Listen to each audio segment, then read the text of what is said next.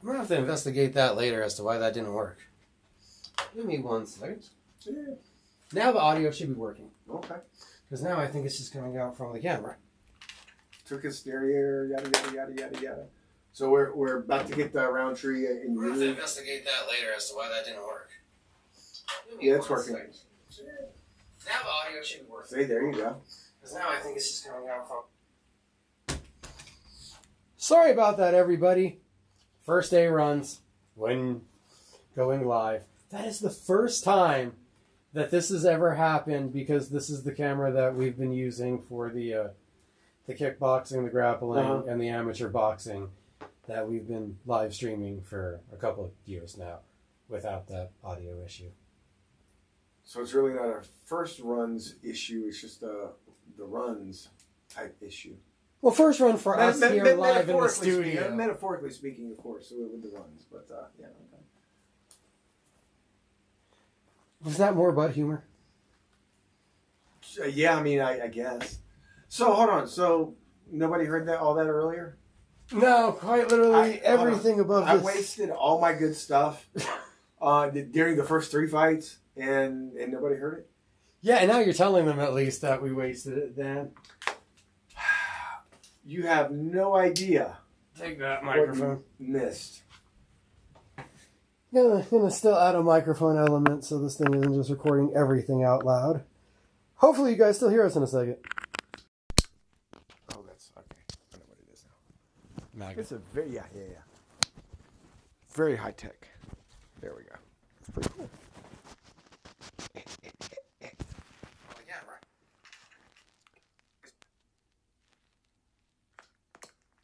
Oh, that's okay. I know what it is now. I thought you were giving me a Apple AirTag or something. You're gonna track me. There we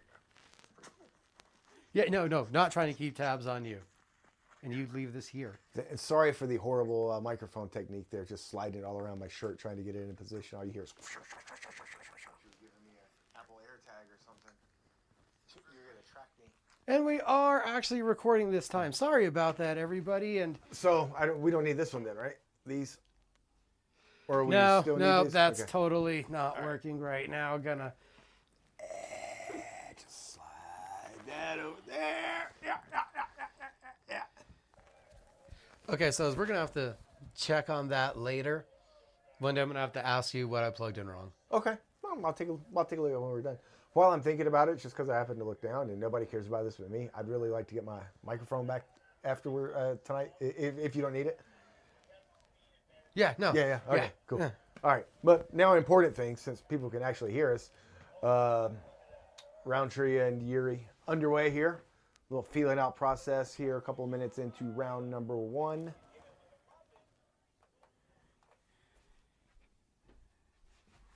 I've just left the sound. It probably would have picked it. It's fine, but yeah, it probably would. These are they might pick up a little bit. Okay. I'm not sure. So wanted to turn down the audio just in case, everybody. If you tuned in earlier and you didn't hear us, I apologize. If you've still stuck around, thank you. Yeah, first test run. Promise. Back, bigger plans. Do you know any Might lip have some- readers? Because maybe we could get them to do a transcript of what everybody else missed, and you could like post that under the bottom. We're gonna work on that one. You know, Just with a it being thought. baseball season, we got to know somebody who wants to steal signs. Which, by the way, I can't help but feel like the Brewers are stealing some signs today against the Cubs. Like, Jesus.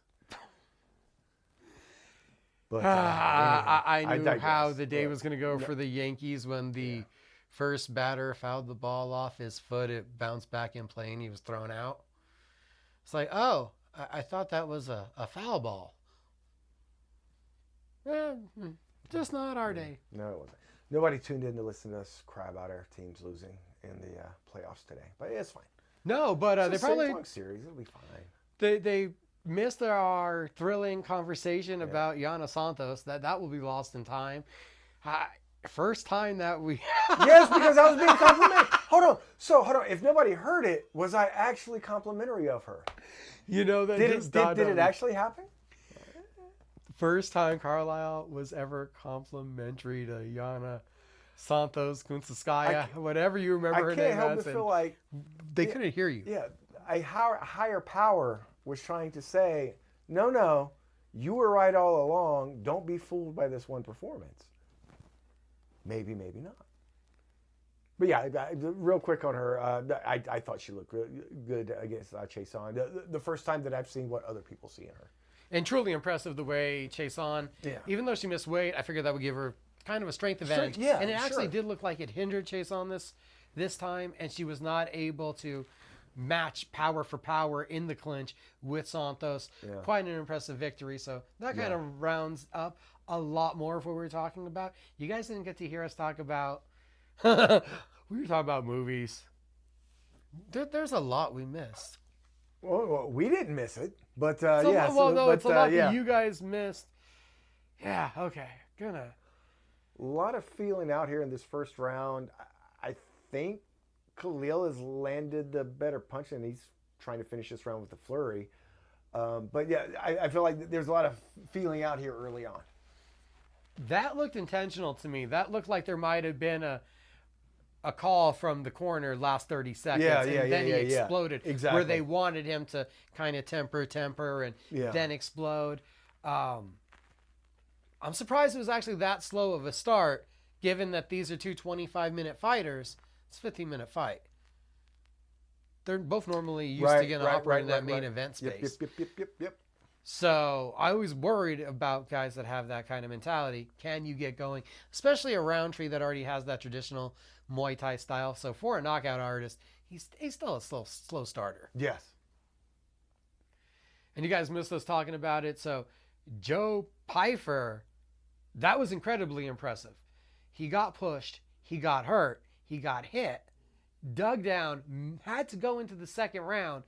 Showed us striking. And then even shows off the jiu-jitsu that I don't think a lot of people were sure that he possessed. So a huge night for Joe Pyfer, where I think this is the kind of performance everybody wanted against Gastelum. Yes, 100%. Yes, in the first round you saw some adversity. He had to weather through, and he comes out in the second round and just takes care of business. Close first round. This is one of those things. I hope neither guy looks back at it, and we're talking about it later saying, that first round was the swing round. I think we're going to see a lot more action here early in the second round. I think also from that flurry, Khalil landed some power. I wonder if that's going to give him confidence, because it doesn't look like Yuri is enjoying it. He's not coming forward off Right.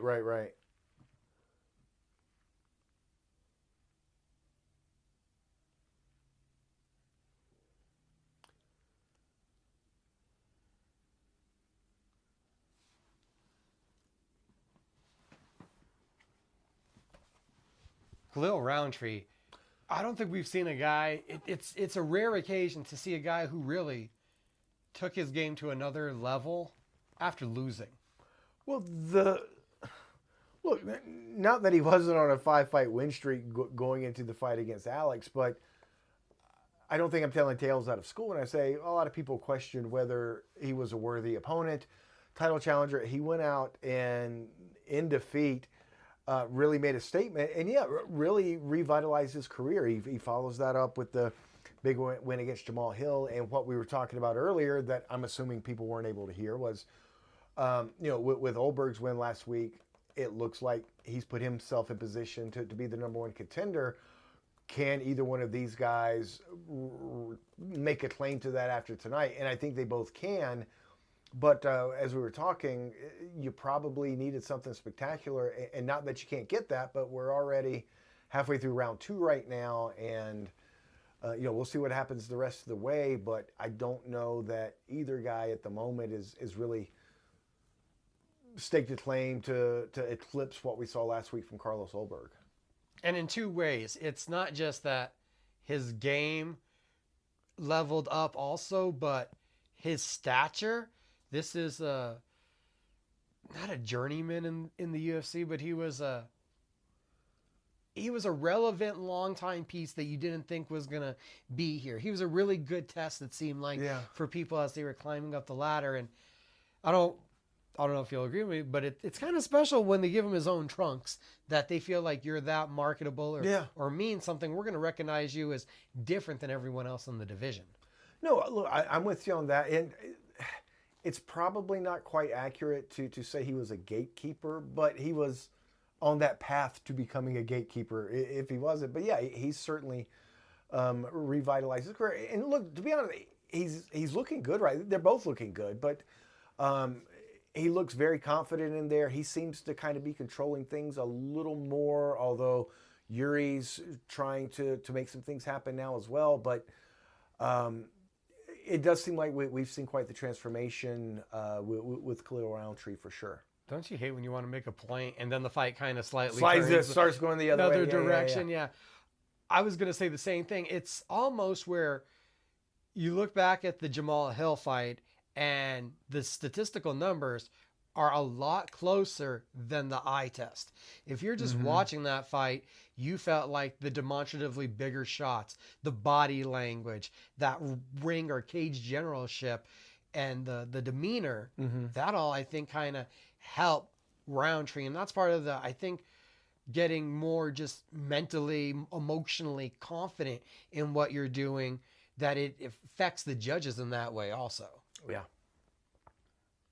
Because right here, again, Yuri, I don't think a lot of these shots are landing, but Khalil's kind of moving forward, and Yuri's bouncing at angles, and some of them look like he's being knocked that way. Well, they just flashed a graphic of it. Yuri's actually landing more significant strikes right now, and has throughout the fight.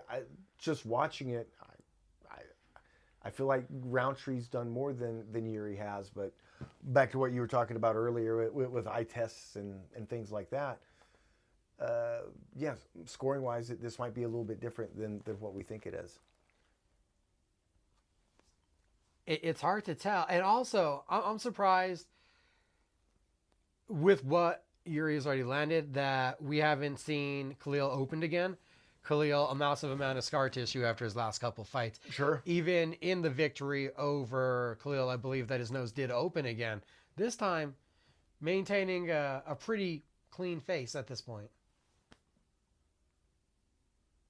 Shit, they missed us talking about Conor McGregor in his purple suit and how he hijacked the BKFC event for a good 4 minutes to wish Dave Feldman a happy birthday. I got to go back to that one real quick. Have you ever seen someone make their grand entrance and look like it was a ready-made promo, but will two fighters were actually ready to fight?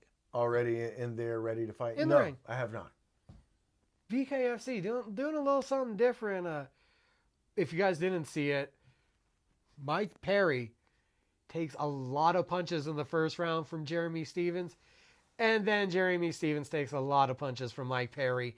It was a elongated version of what we saw in the Eddie Alvarez fight, where the smaller, faster guy was able to get off early, and eventually the size, that confinedness, just the walk down, the pressure, the bombs start raining on you, and eventually, 6 knockdowns fucking later, Jeremy Stephens is tough. Still the king of violence is Mike Perry. That was something also. Yep. All right, so we're headed to the third round now. I'm going to assume this is 1-1. I think Khalil probably won the first round. Yuri probably won the second round, but I do think both rounds are close and could go either way. One of these guys could be up 2-0 actually, but I'm feel pretty good that it's 1-1. Yuri's jumping, Khalil's swinging. I think they're both recognizing it's close. Let's look for the finish. I think they're finally feeling that they know what the other one's doing, and then they're letting loose. It's interesting that Yuri has been a lot lighter on his feet, even though the stance is still wide. It just seems like he's keeping a better range to not allow the leg kicks to be a factor, and his hands are more active, so Khalil can't sit down on leg kicks, which he's just winging away for bombs, so he's not even thinking about, a leg kick.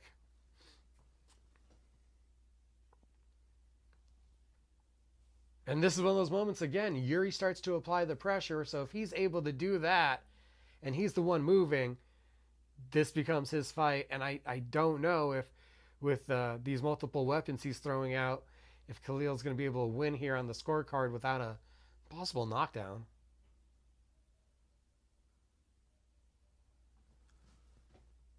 That's the Yuri still worries you. He just puts that damn chin out there and tests if you can land on it or not. But he's also a guy that, would you least expect it, can spring into action and take somebody out. So, and it looks like he's starting to wear on Khalil, just this non-stop pressure. And Khalil is swinging, but he's not landing clean. He is not finding the chin, really.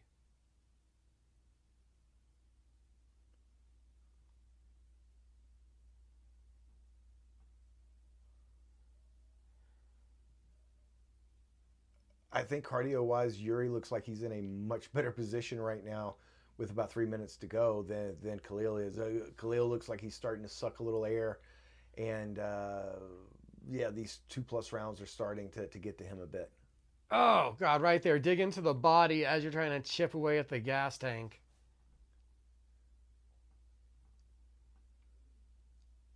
So, I hope Carlos Ulberg is taking some deep notes, because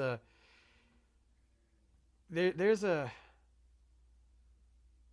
I think Ulberg... Actually.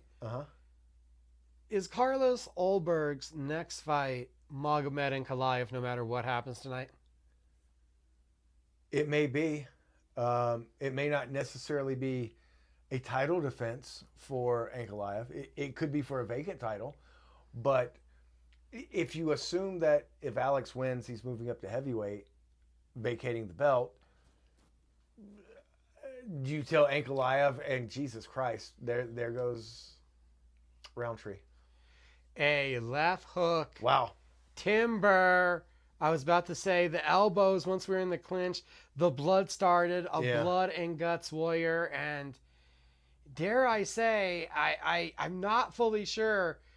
It seemed to be all in the footwork.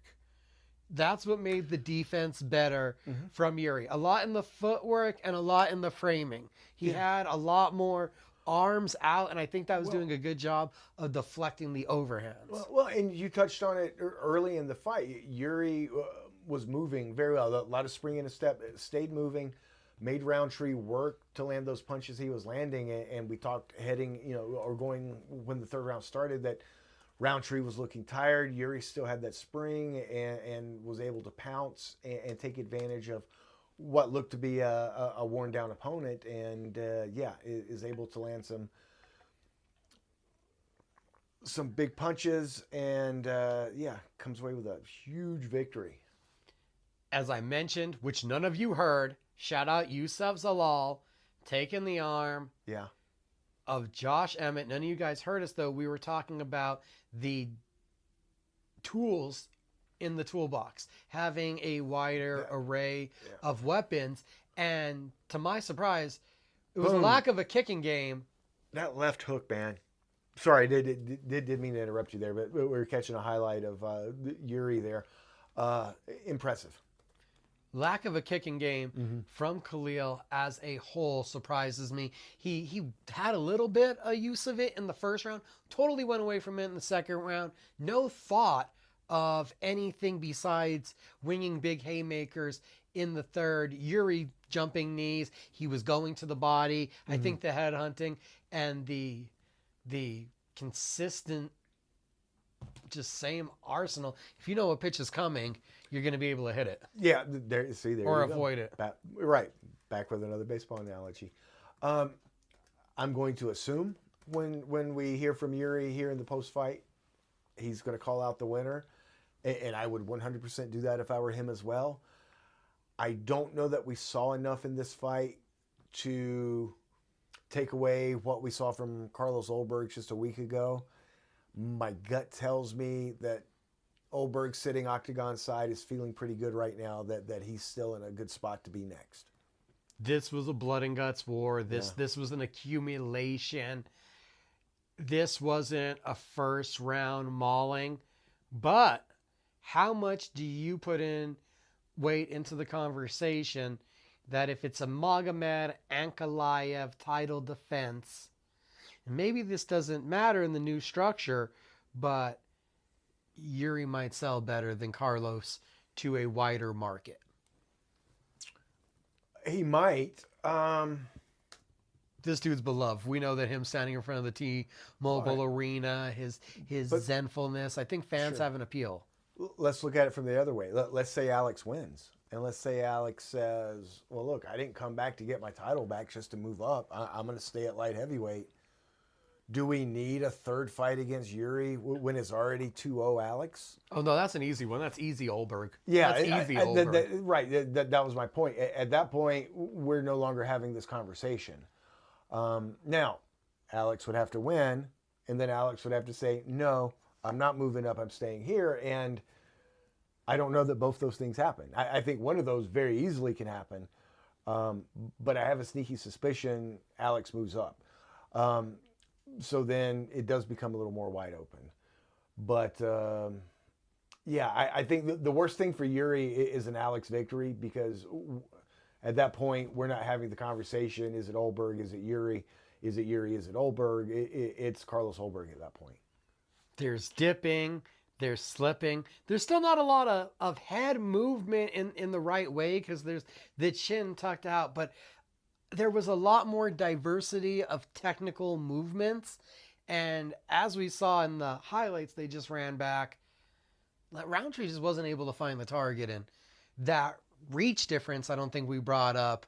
And I think the speed and the angles maximized all of that, where Yuri's accuracy is the most startling part of this. Not to mention there was a beautiful combination where he took out the body, then went upstairs to the head.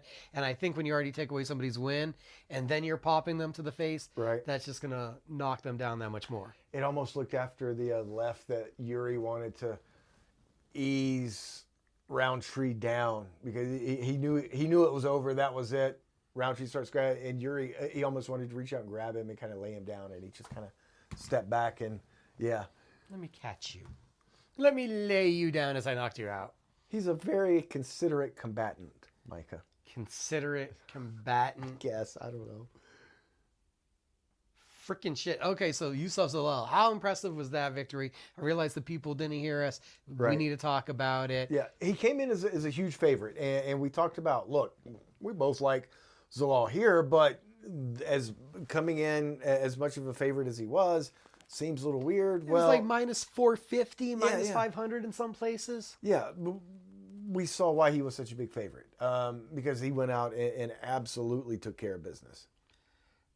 That performance, it puts Zalal in a different category, and it's just cool to now think about the competitors that are moving their way up the featherweight rankings, where you've got this young blood with David Onama, Steve Garcia, Yusuf Zalal. You're seeing this transition in the division, and it's cool to see the way these guys are coming out and taking these victories. Lerone Murphy. And Zalal does it by armbar. Been teasing him for years about his grappling. A lot of us thought that his ability to use his speed, dictate angles, keep distance. I thought this would be a lot more of a striking matchup. Didn't expect a level change on an initial entry, and right there to start working the back take, end up on the armbar. And to make Josh Emmett submit verbally, that thing had to be in tight with both arms just tangled up. Remember earlier, and I don't remember if people could hear us when we were talking about, but we were talking about the eye test and all that. Yeah. All three judges had the first 2 rounds for Roundtree. So Yuri had to go out and take care of business in that 3rd round.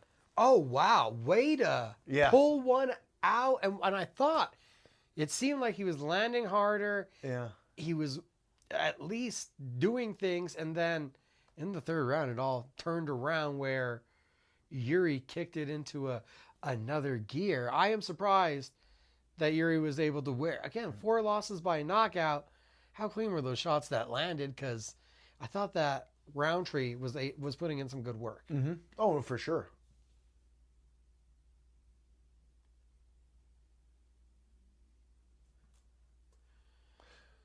You think Draymond Green's sitting there in the crowd just looking for somebody, you know? You look at me crossways, I'm just going to take you out.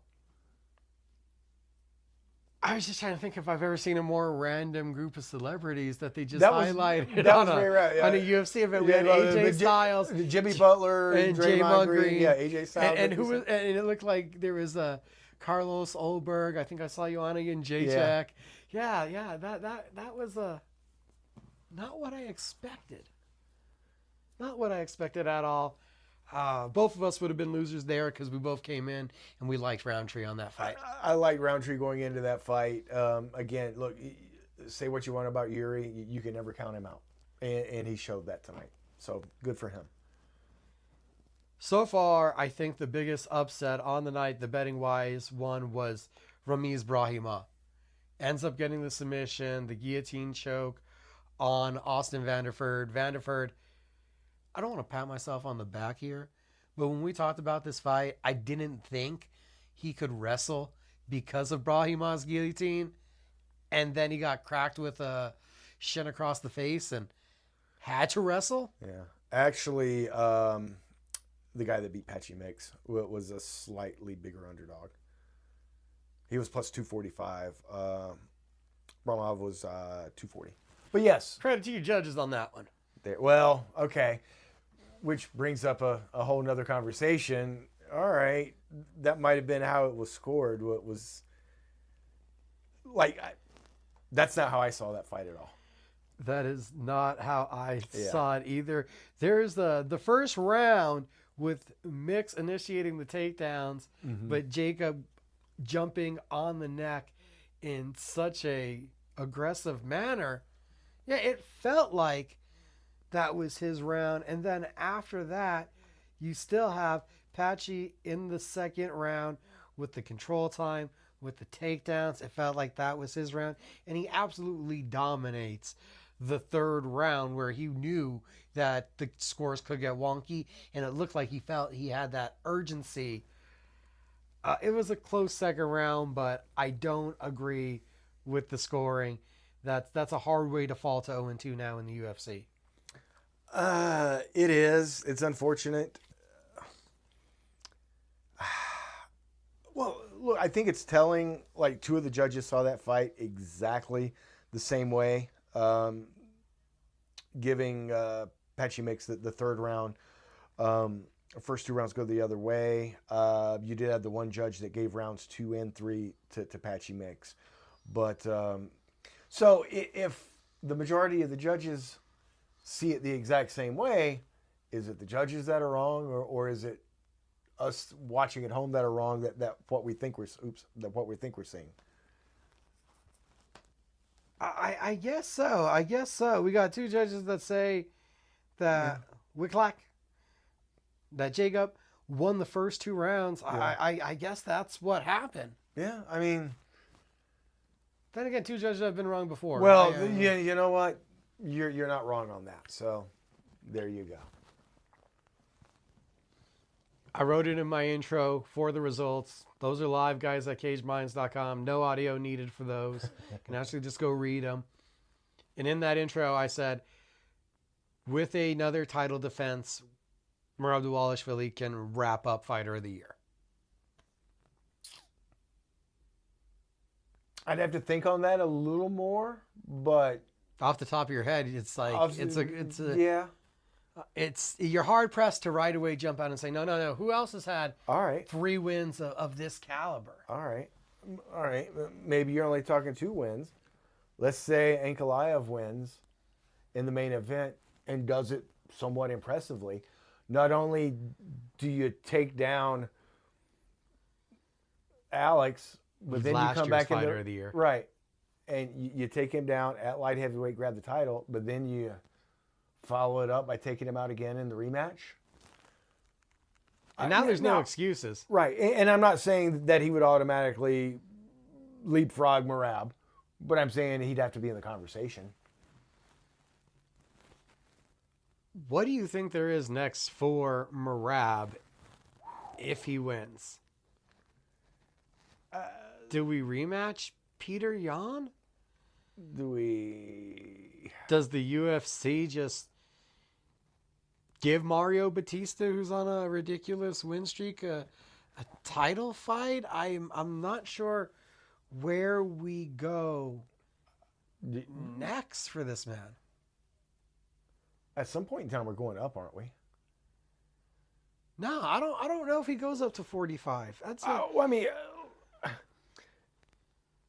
if we're looking at going down into the bottom half of the top 10 for his next opponent, no disrespect to anybody else, but he's pretty much cleaned out the division, correct? Or at least what we really want to see right now.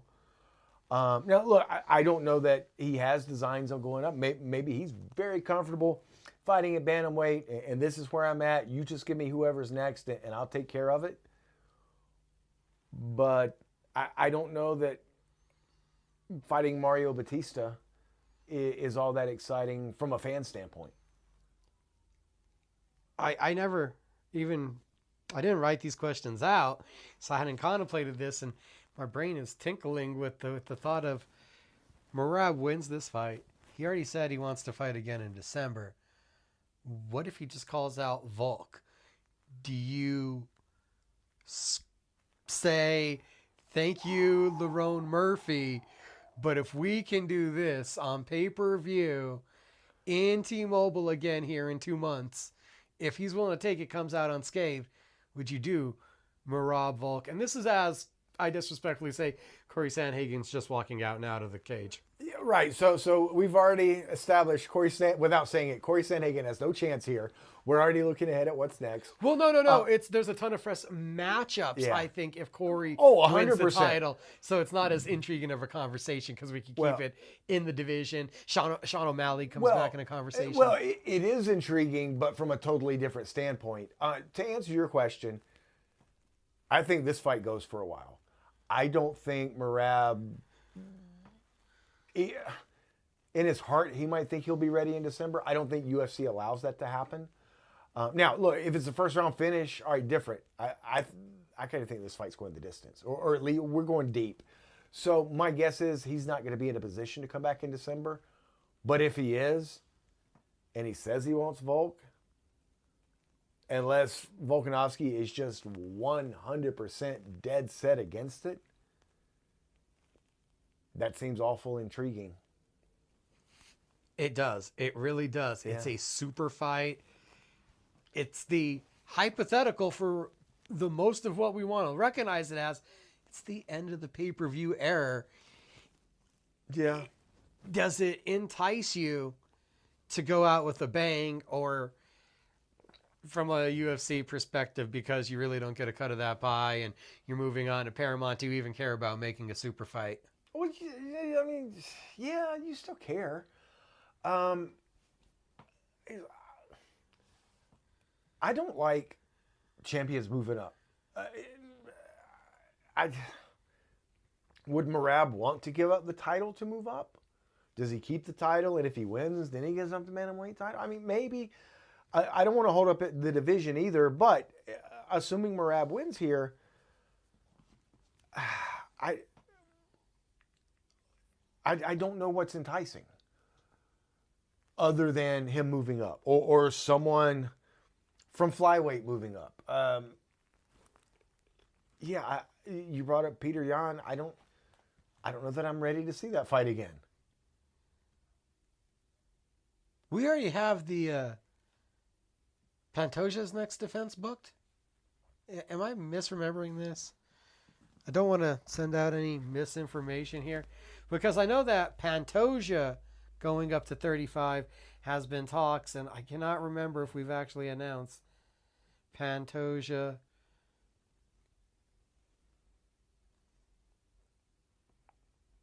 No, it's not booked yet. Pantoja versus Joshua Van, well, speculated, well, felt like a foregone conclusion, has not been announced.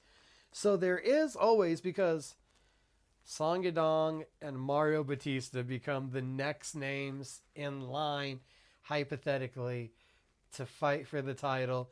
Maybe, shout out Iman Zahabi, he's in that mix, but my guess would be, if Pantoja wanted to move up, Merab would be more than happy to take on that fight. The problem here, we've just spent all this time doing all this. What's next for Merab? What's next for Merab? I just hope we haven't jinxed him. Because I think now Corey Sandhagen almost has to win just to ruin all this speculation we've just done. Well, okay. When Corey Sandhagen burst our bubble, inevitably, because we're doing this pre-fight, we'll bicker about this again. MMA After Hours drops out for you guys on Tuesday. Yep. Sean O'Malley or Umar Nurmagomedov, who do they go with first? And the most upset person, if Sandhagen wins, is going to be Peter Yan. Okay. This one is actually easy. It's Sean O'Malley. No. Well, depends. If Sandhagen wins, it's an automatic rematch. Unless Merab's hurt or needs or wants to take time off, I think Sandhagen's first title defense is against Merab. If for some reason it's not, there's not a chance in hell it's anyone not named Sean O'Malley. He's got to be wearing like some meta glasses, right? Recording all this, looking around. Maybe.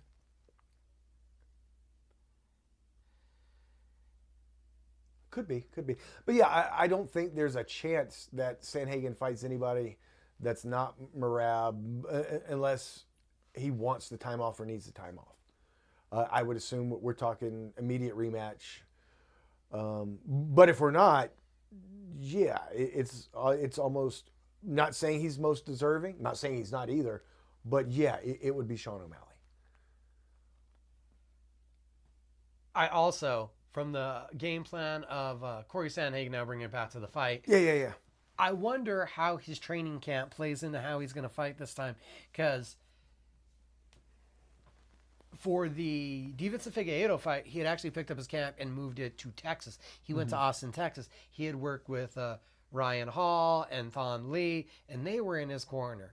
Now, as we saw him come out, back to the Colorado corner, Carrington Banks, Trevor Whitman. So I wonder how that's going to change up what we see. I do know that he did say he wanted to plant his feet more, and he recognizes he can't win a decision here. This has to be a knockout. He has to throw with, content, with all conviction in every strike to really be able to hurt Merab, because once that avalanche starts, I don't know how you stop it. And he's another guy that I don't really feel like the argument was that valid, but in that same Khalil Roundtree thing that I was talking about, the body language, a lot of people said he just out body languaged Umar back in January, that the strike stance again were a lot closer, but his demonstrative just demeanor throughout the fight looked like, oh, he's beating the piss out of this man. I think there's something to be said for that. And look, if you're talking about a close fight, and we were in that one, that can be a bit of a difference maker for sure. So, there'll always be those stories of the fighters that were amazing, but never made it to the UFC level, right? Mm-hmm. So I don't know if you ever went to the old Jackson's MMA series events when he was coming up through his amateur career here locally. But there's a guy, Andrew Tennyson. Andrew, incredible grappler. His striking came along. He has a really good, solid MMA record. Just doesn't have like the drive to competitively keep competing. He does coaching and stuff. First pro loss came to Corey Sandhagen in LFA. I had seen Andrew just totally mangling guys on his way up. And then we got to the Sandhagen fight, and he was like, I'm excited for this. Like from an intellectual standpoint, he's like, this guy is really good. Came back and he was like, holy shit, that guy was really good. And it was something that stuck with me because he's never made it to that level. But I'll tell you, I've seen him give work in the gym to UFC fighters. He probably could have been that level, but his dream was always to try to fight for Ryzen or One Championship, and didn't really go after it. But that was about the time. And this is like, to see Corey Sandhagen still, his style mature, it's been crazy because he always had this changing stances, a lot of fluid movement, but it was an awkward style. And back then he was really exclusive on his boxing. That was coming off of the time when he was the main training partner for TJ Dillashaw. So that was when they were both under Dwayne Ludwig.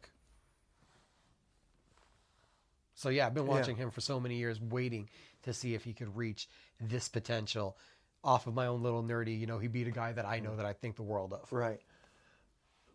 Here's the thing, talking about when we were talking about what's next for Merab. If you really wanted to, you could make the argument that Sandhagen may not be most deserving as much as he's just next one up. And I think, assuming Merab gets through this, you are having to dig much deeper to find that, well, got to be somebody. Who are we doing? We're not doing this one again. We're not doing this one again. And whether it's a Batista or whomever, at some point in time, you may run out of opponents that are going to be exciting matchups for the fans. There's absolutely nothing wrong with the way the UFC does business. No. Or matchmaking. But there is something to be said, like, in that Corey Sandhagen aspect. I think there were a couple times where we might have wrote him off from other contender fights. Sure. And even like the Umar Nurmagomedov loss, it's only one remove from that. So there are times where we build up some of these fights as title eliminators, and it feels like the loser's walking the plank. Somehow this environment, and you look no further than the rankings for some of the guys that hang around top 5 and some divisions for too long, when you're there, you're always a contender, because that's the lightweight conversation right now. Is Justin Gaethje truly the most deserving guy compared to Saryukian, compared to Pimblett? But it looks like, Gaethje's getting it. So there is still a lot of conversation about how do you get somebody out of that top spot, and how do you earn a title fight?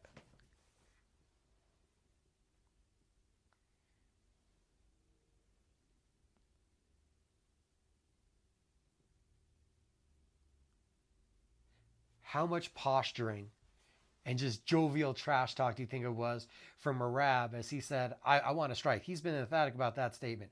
I'm going to strike with Corey Sandhagen. I'm not going to have to use my wrestling to be effective, which most of us say if it's the easiest thing, damn, use it. Don't make the fight harder on yourself. But Dvalishvili is still an old school weight cutter, so he likes to make things harder on himself. He does.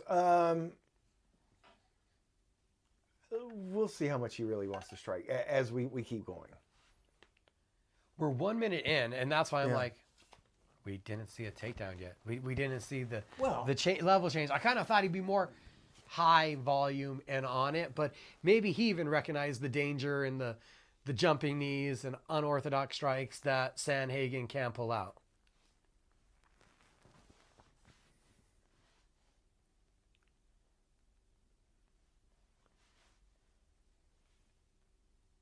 Length, diverse striking, good movement. Early success so far from the challenger. It is, but look, we're 5 rounds, feeling out process. I think Merab knows, look, I'm probably not getting a knockout. I'm probably not getting a submission. This is going to go a while. Now, if I'm Sandhagen, I might, if I see an opening early on, I go for it and try to will my way to victory. But yeah, it seems like a lot of, and we're starting to get a little more action now, but it seems like some filling each other out right now. That first 90 second mark was where you got the first leg touch from Merab, testing the grappling. Now he's looking to use some of that physicality.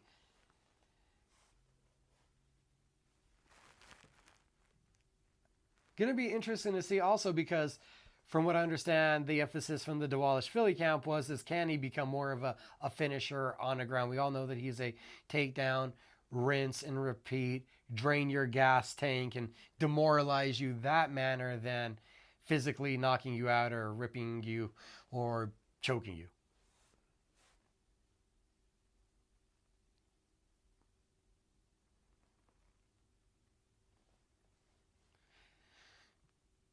Close to Dominic Cruz range, past Dominic Cruz range. Like, what are we talking about for Merab in the thoughts of the division and his legacy? The win streak he's ripped off. I'm sorry, we didn't see Cruz do that, even though Cruz was such a problem to handle. the injuries, the inconsistency, even transitioning from WEC to UFC, he didn't have. You go back and look at it, it felt like he reigned forever. He didn't. No, he didn't. And I think we talked about this on the podcast this past week, but Merab lost his first 2 UFC fights. And since April of 2018, has not lost again. It's just that whomever they put in front of him, he goes out and takes care of business. I think at this point, you have to say, yeah, he's past Dominick Cruz. No? I think so. Yeah. I think so. It's an unheralded moving of the crown, but I truly do believe that the title reign cements it, because the guy had to go to, was it 8 in a row just to get to the title? Yeah, but now look, if we're talking just from the time he won the title and comparing his title reign to Cruz's title reign, maybe it's a little different, because this is what, title defense number 4 for Merab? Yes.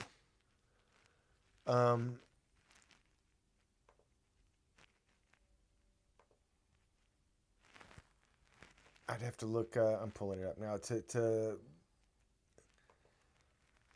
Dominick Cruz's. Yeah, because look, it's also easy to remember the last few fights of Cruz's career where he wasn't the same guy, but you also can't dispute how impressive he was when he was on top of his game. So. No, I agree with you. That's why it's still consensus that even with the injuries, the inconsistency, don't feel like we got with Aljo or Dillashaw or Garbrandt to where we could get to that point. But when we talk about the run, there's the Bowles fight. It's the part where he became the consensus from entering the WEC, surprising everybody, ripping off the run, and really everything until the Garbrandt fight. That's what makes the case. So it's hard to remember from a UFC perspective, because there's only 5 fights in what was a 12-fight run. And now we have a lot more evidence with Merab when everything is on such a bigger stage that it feels like it, but it's close to say neck and neck while I'm looking at it just offhand, but you might favor the Dvalishvili, but there's... I don't know, man. If you're just talking... TJ and DJ and Uriah. Yeah, that's tough, man. It still might be Dominick Cruz when you look at the names. Joseph Benavidez. Brian Bowles was a power puncher, if you guys never saw him. Ian McCall dropped down to 125 and had that division on lock until the UFC opened it up. We kind of missed his prime. I think it's a lot closer than we like to admit. And I think the champ gave away the first round. I think you're right on that. See, I don't think it's as close now looking at it. I think it's still Dominick Cruz, actually. If you're talking just time as champion. But you know what? We can put a pin in that conversation and revisit it after this fight's over, or in the week or two after, because maybe we are looking at it a little different, assuming Merab is successful here. But it's hard to argue with Dominick Cruz's work as champ. It really is. You forget the run if you weren't paying attention to it. If you don't have Fight Pass, if you've never done your free subscription, jump on it. Check out the WEC stuff if you're ever born. Those lower weight classes, those were some insane fights back in the day. Yeah.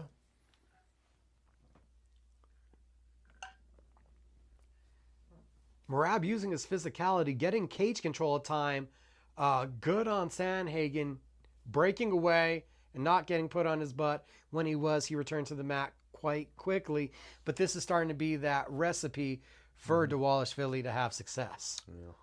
Up, and not to mention he just popped Sandhagen's head back with a nice right hand.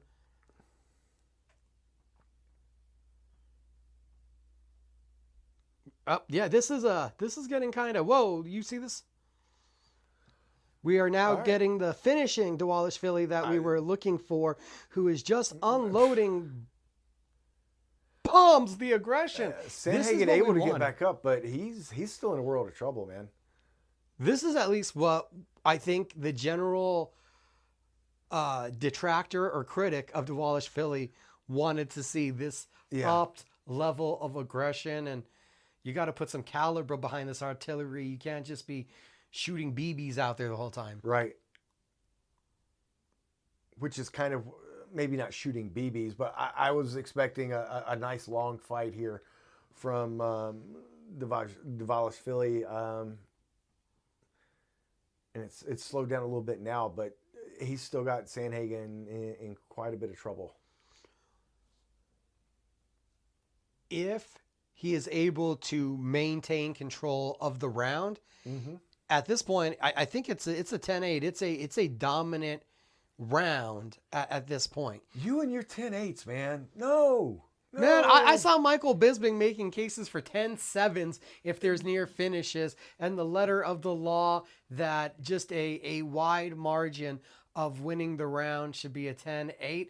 It's because it's such a playing chess move where you're able to get that 10-8. It adds such volume to the scorecard. Now, not to be all cliche, but right at this point, DeWallish Philly does look like a cat that's playing with a mouse. It's like, I'm not ready to kill you yet, but I'm just going to throw you up in the air and let you bounce on the ground, and then I'm going to go pick you up again, shake you around in my mouth, and throw you up again. I still don't think we're 10-8, but there was a knockdown, and there's a lot of offense in one direction. That's why I'm going there. Well, look, there's no doubt who is winning this round right now. I'm with you at least up to that point. Well, that's why I think it's so convincing. Each their own. I might be a little bit too 10-8 happy. One day I'll have a 10-7 scar card I throw out. Or is that just like a crime? That's a crime. That's a crime. Can't do it. 10-8 is darn near a crime. But 10-7, oh yeah.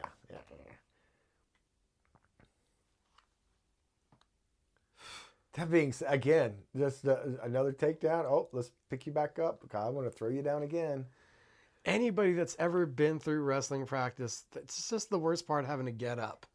Somebody else's weight is on you, and you got to stand up. And at this point, I don't want to be hyperbolic, but it's like 5 takedowns this round.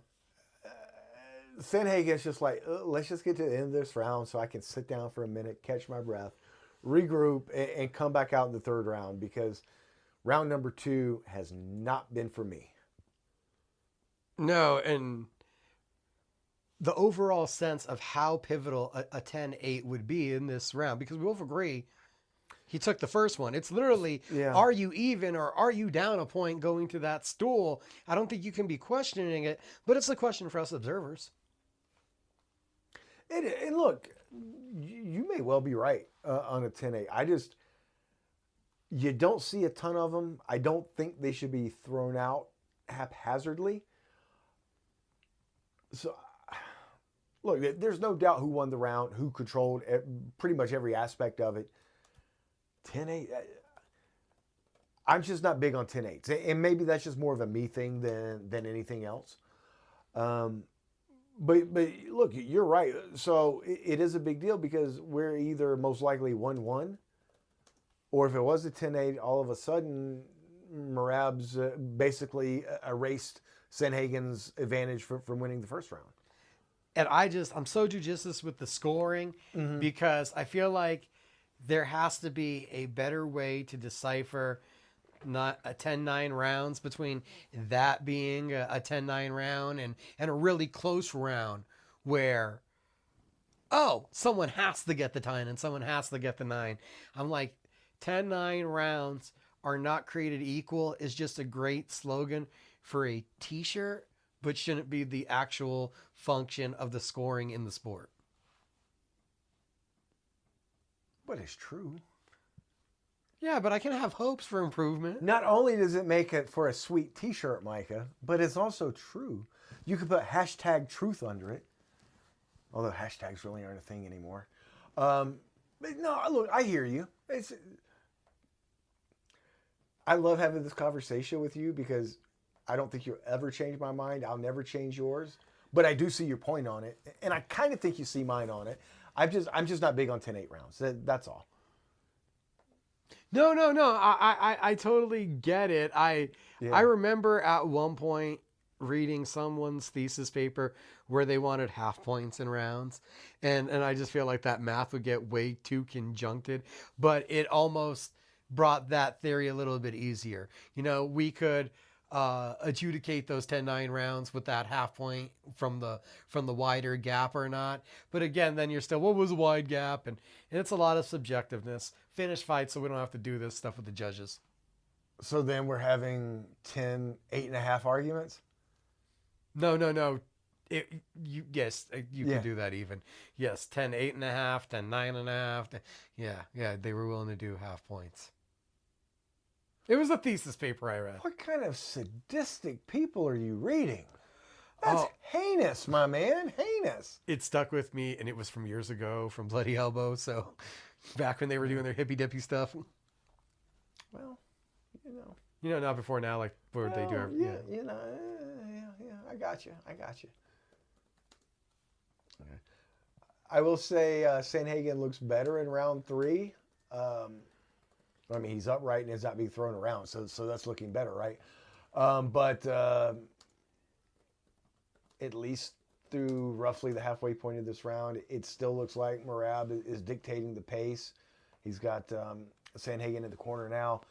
We'll start to see if we see him start ragdolling him again, but this is one of Merab's positions. Yeah, he's able to get the double waist lock. He has your back, and he's going to ride away time on the cage. Corey Sandhagen obviously has respect, but he has to do something to earn nullifying this forward pressure. He has to do something damaging. Mm-hmm.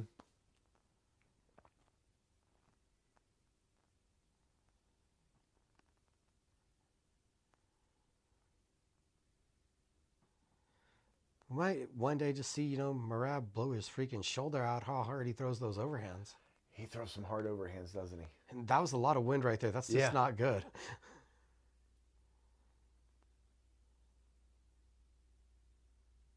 You think that Corey right there is trying to think of a new strategy, running out of ideas, or was that maybe a little bit of trying to buy some time to gather some air back? Both. Gather some, buy some time, gather some air back. But yeah, trying to, whatever the plan was to this point hasn't worked.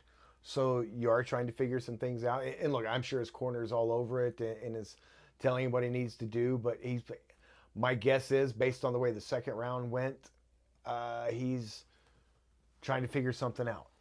Merab Dvalishvili, a UFC record, fifth fight overall, landing 10 or more takedowns. I'm pretty sure they said he was closing, and I think he did achieve the new possible, has the takedown record for the UFC. Mm-hmm. The man has shot more takedowns than takedown. Well, there you go. If you get a GSP record, you've been doing something. Yeah. You think that makes Sandhagen feel any better? No. For the 1,147 takedowns Merab had on him in round 2? No. That's like asking Umar if he feels any better that he's probably about 16 of those takedowns. Right. And he's about to get, and has been taken down again. It's the beauty on the single leg. It's like you hear all the stuff that you want to hear from the wrestling coaches. And DC, he grabs the leg, he's pulling it, he's disbalancing you, he's trying to get your leg and your hip to go in different directions so that you do lose your balance when he's pushing forward. Mm-hmm. It really is a beautiful takedown that he gets on those single legs, the way he drives through. It is. No, it really is.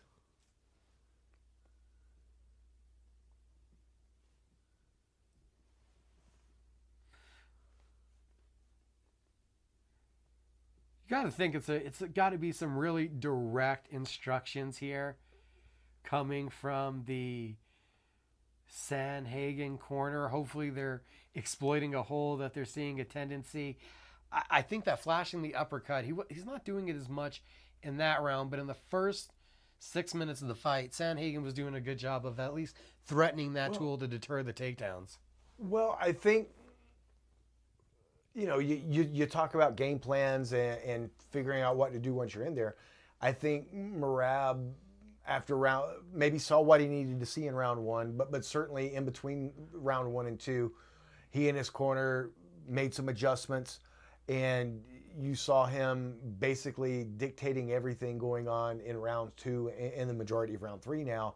Can Sandhagen figure something out, whether it is do something to try to keep Merab away just a little bit and make him at least a little hesitant when he goes in for those takedowns? That sounds easy enough, right? Yeah. From here, let's go do it. Much easier said than done. The coach will also just tell you, get up. We've seen that. We've heard that more than enough. Just get up. What? Get up. Don't get taken down. Yeah.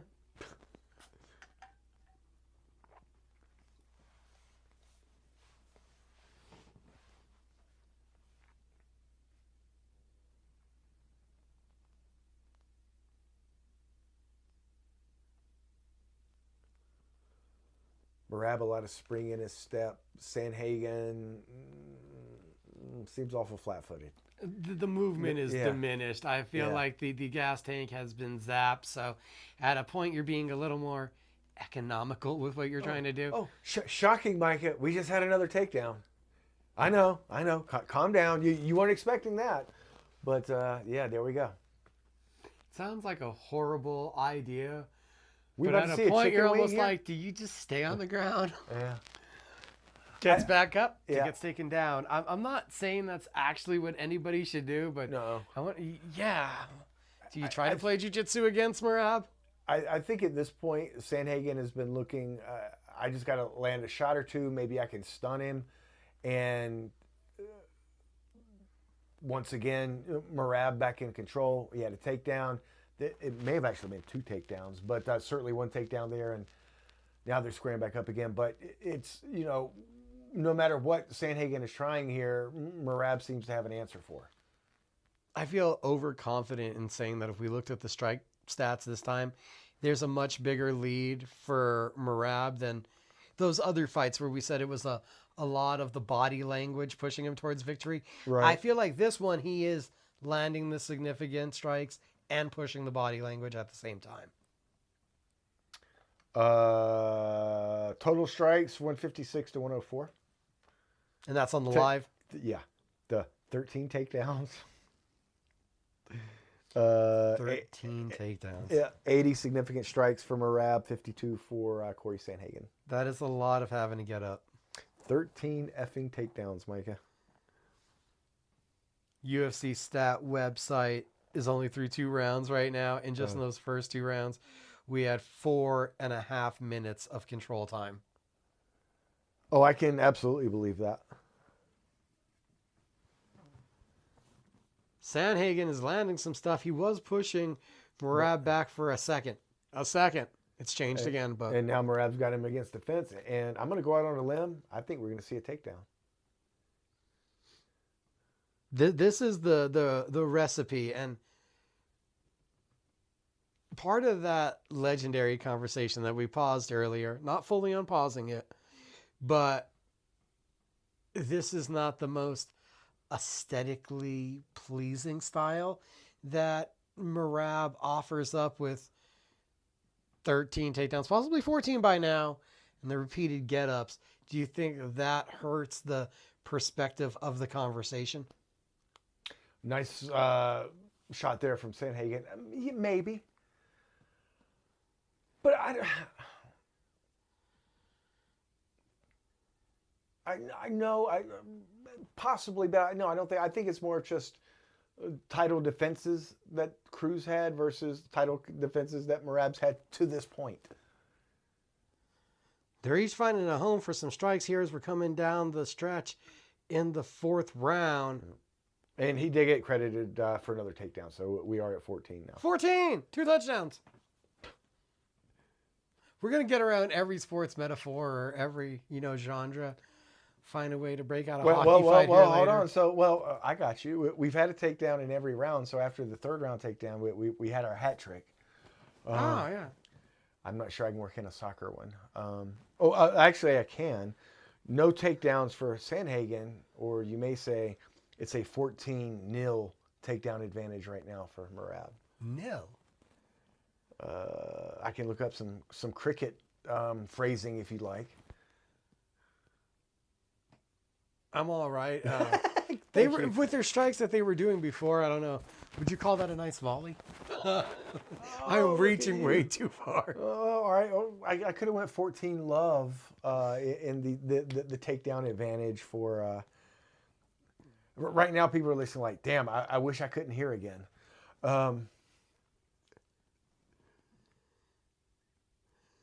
Sandhagen still got some fire at the end of the fourth round. I'll give him He that. still got energy, more than most of the opponents did at the fourth round. He landed a couple good shots in there, but I don't think enough to steal a round and make this a decisive fifth round. This is back against the wall. We need a finish from Sandhagen. It's at least not scoring the rounds, but staying 3-1 in the rounds. I don't think there's a single person who will dispute that Merab has won 3 rounds and Sandhagen won 1. I think you're 100% right on that. I don't think Sandhagen or his corner would dispute that. Was the second round a 10-8? Again, I'm not a 10-8 guy, so I'd have to say no. But could be. But at this point, it no longer matters. What you said is 100% accurate. Sandhagen's got to get a finish here. Yeah, we get to the judges, and there is end still. Yes. Looks like the Georgian champion wants to embrace his challenger and is very excited about the fifth round. Dude, back up off me. I got 5 minutes to get this done. Hey, they didn't actually embrace. I thought they were about to.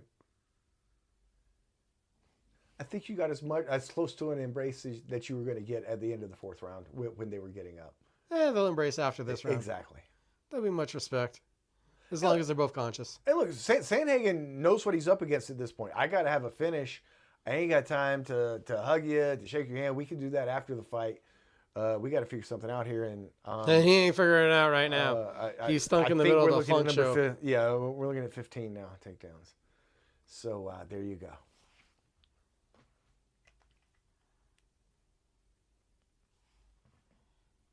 Takedown after takedown after takedown. And that's the thing about Merab, and you know Sandhagen is feeling this right now, how demoralizing that is to constantly being taken down like that. You brought it up earlier, the toll of having to get back up after each of those takedowns. But knowing no matter what you do, you think you're getting in a position and you can maybe get something going, and then all of a sudden there's Merab out of nowhere with another takedown. 15 is a new record for Merab for takedowns in a fight. You want to guess what his old record was? 14. 13. 13, okay. 13. The most impressive part, that was back in 2020 against Gustavo Lopez. It feels like that would have been more recent, but looking at the official records, he went back-to-back fights with 12 and then 13 takedowns. That was back in 2020. So as much as we've thought of him as a takedown machine, well, I mean, these last 2 fights, he's only gotten 12 in total over O'Malley and Nurmagomedov. Well, good competition, but how many guys get 6 takedowns a fight? Just for him. Yeah, but yeah, sorry, for him. I would have thought that 13 would have been the Nurmagomedov fight. Right, it was just my expectation to think, wow, that was a while ago. He just keeps putting these double-digit takedown performances on the board. We're at 17 now, by the way. I think we're now at 18. You cannot stop what he's doing. I can't even update it because there's another one every time I get ready. Credit to Sandhagen. He's trying to scramble. He's trying to grab a limb, trying to invert a submission. I'm guessing he has the arm here. Doesn't want to let it go, but dude, you can't do that. Does he have the arm? I somehow doesn't matter now. Doesn't matter now. 2-minute drill. 2-minute warning. Hail Marys and what is that? No huddle offense. Yes. And, all right, if we're going to use other sports metaphors, and Sandhagen is out of timeouts. The clock is not his friend. He should pull the goalie. All that shit, yeah. The authority on the overhands from Merab has been really impressive tonight. Talk about a guy, not to mention just the overall amount of time he spent in the UFC. You think you know someone's punching ability at that point. No, we just got 19. We just got 19. And which spoils it now. I was going to ask, you think we get 20? I think there's a good chance. If Merab lets him back up, I think we get 20. But to your point about the jabs, yeah, it's not just about the takedowns. But we talk about 19 takedowns, and you figure, oh, hell, Merab probably hasn't thrown a punch. Corey Sandhagen bleeding. And at this point, starting to bleed pretty heavily. So, yeah, Merab is, we're at 210 total strikes now, 112 significant strikes. When he's not taking Sandhagen down, he's nailing him with punches as well. He's bleeding from the overhands. He's bleeding right from that left corner of his eye. This wasn't the ground and pound. Even with the ground and pound, we've seen much more ferocity. We're 44 seconds away from knowing what conversation we're going to have on MMA After Hours about what's next for the winner of this title fight. And we are at 20 takedowns now. 20! 20 darn takedowns. At that point, do you lift Sandhagen up and take him down one more time just so that you go play blackjack? Last 10 seconds. Put your finger down in the mat and see if your opponent's crazy enough to listen. And if you are crazy enough to listen, you deserve to lose the title. Doesn't happen. Georgian domination. Okay. I told you I'm totally against 10-8 rounds. I don't think round 2 should be a 10-8 round. When you have this dominant of a performance overall, though, shouldn't there be like a 10-8 fight? Like, shouldn't you get some, obviously not that, but shouldn't you get some sort of extra credit for just over the course of 5 rounds being that doggone dominant? It's quite freaking impressive. Oh my gosh. 49-45, I think, is my scorecard if you actually care. Give that first round to Corey and then a takeoff bonanza from Merab, and I am giving that one 10-8. Thought the knockdown earns it that extra emphasis. I don't know, man. Look, certainly Merab won. Certainly he won all 4 rounds. So yeah, here's our big drama in this fight as we're waiting for the scorecards. Did he get a 10-8 round? Yeah, what was there a 10-8? And hell, look, hold on. 20 takedowns? If round 2 was a 10-8, was round 3 or 4 a 10-8 as well? 4th title defense. The win streak continues. Did that gap close tonight on our Dominic Cruz conversation, or is Prime Cruz still up there, man? I don't want to say that I'm talking about like. We should probably think on it a little more, but certainly the gap is closed. But volume-wise, I think it's still Cruz. But damn, Merab is a machine, man. And you look at certainly this fight,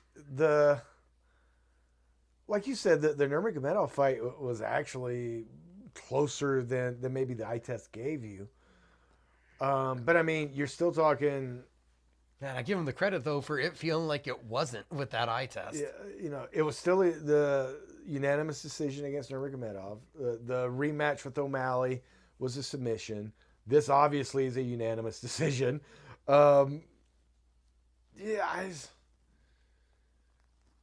It's got to still be Cruz. Again, he wins the title. This is 3rd defense. Cruz had 5, 6 successful defenses. It's still got to be Cruz, but damn, it's close. To update anybody, 2 judges, 49-45, 149-46. Fascists. No, I'm kidding. I don't even know if that applies for that. Man, that's look. I think we're more liberals on that one. You're probably right. Yeah, you're probably right. We are 10-8 liberals. Yes, there's no, which means half the people listening just turned it off. Oh, God, I'm sorry. Yes, sorry about that, guys and gals. Look, there's no doubt that second round was dominating as hell. The whole outside of the round one, which I felt like was more of a feeling out process. And yes, Sandhagen got that round. But yeah, an absolutely dominating performance by Merab. Nobody can dispute that. We can have our own little side argument about the merits of 10-8 rounds and all that. But another hugely successful win for Merab. And another successful title defense. I'm curious what Merab says he wants next. I truly do believe that Merab is going to continue down the Demetrius Mighty Mouse Johnson path of I just knocked out 4. I don't care if you got to give me 5 or 6. I'm gonna guess that all 4 judges went with that, or all 3 judges went with the first round for Sandhagen, right? Eric Colon has earned 1 free pass from me on a controversial judging decision because he's the judge that scored the second round 10-9 and not 10-8. We have a judge giving Sandhagen the fourth. Yeah, I don't know what he was watching. I told you those 2 big punches. Did you not see the 8 takedowns in the 4th round? I don't remember how many it was, but I mean, I did, but Mike Bell did not. It was Mike Bell. Yeah. Sorry, looking over at the scorecards. I'm like, yeah, Mike Bell. I would like to ask Mike Bell, what did you see? Not like tell him he's wrong, but I'm curious what he saw in that 4th round that led him to score that for Sandhagen.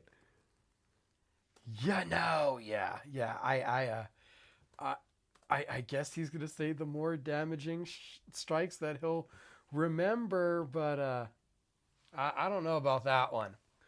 Now here's a totally different conversation as we're about to turn the page and go to the main event. Mm-hmm. Not who do you think will win, but you have to take Alex at plus money if you're going to the betting window.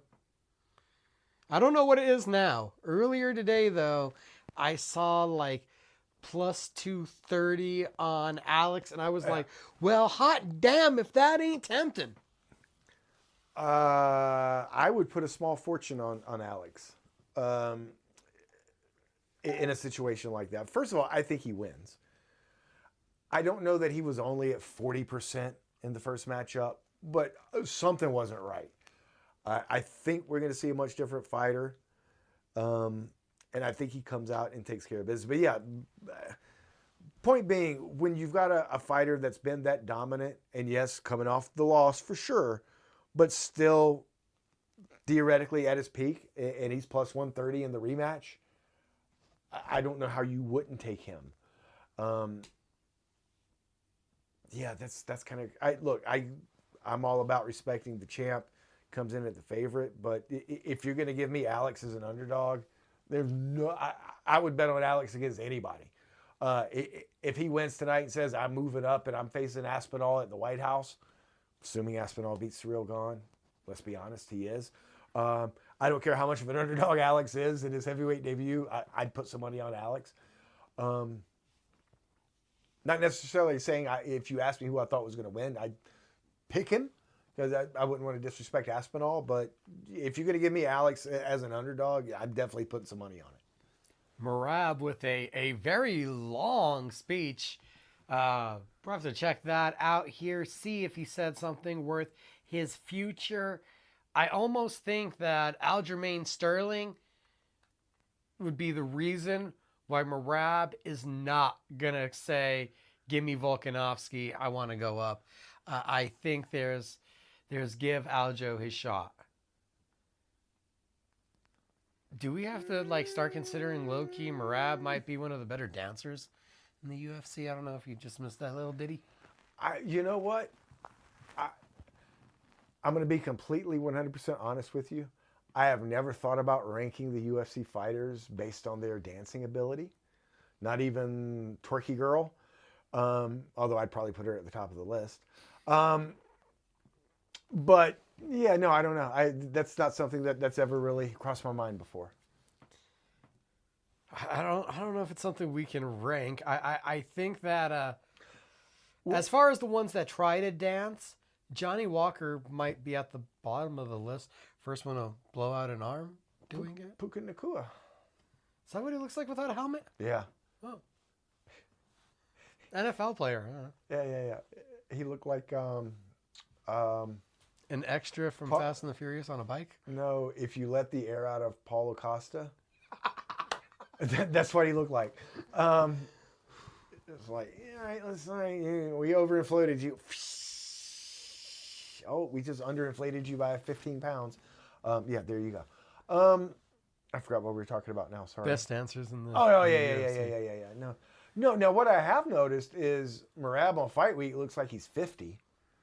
Quite often he looks like Conor McGregor's grandfather. Cutting weight is not his friend. No, not but in the face. But Lord knows he goes in on fight night and it looks like $1 million. So that's really all that matters. Well, you saw he doesn't eat for like 48 hours before the weigh-ins. Old school, running outdoors, all of the harshest techniques you could think of. Not sure if they're BSing, but on the Demetrius Johnson podcast they were talking about, and he even said it. The guy barely stretched before we got started, just rolling. He was like, all right, let's do it. Says he doesn't use the ice baths besides when he's making social media videos, actually jumping in frozen lakes. I don't know how much that's propaganda and how much I can really believe. I think there's something to be said for old school toughness. Look, I also think there's something to be said for stretching. Yeah, I mean, there's something, maybe you don't need all these different machines and stuff. You go out in the elements and run, swim, whatever. Whatever he's doing, it seems to be working out okay for him. Built different. I really... By the way, in the post-fight interview, he took Joe Rogan down 4 times. I'm kidding. But yeah, in a very impressive performance.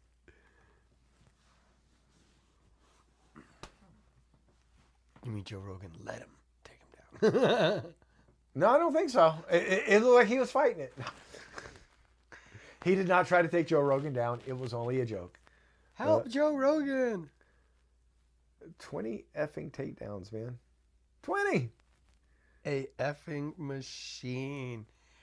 Just demoralizing cardio, relentless effort. Hold on.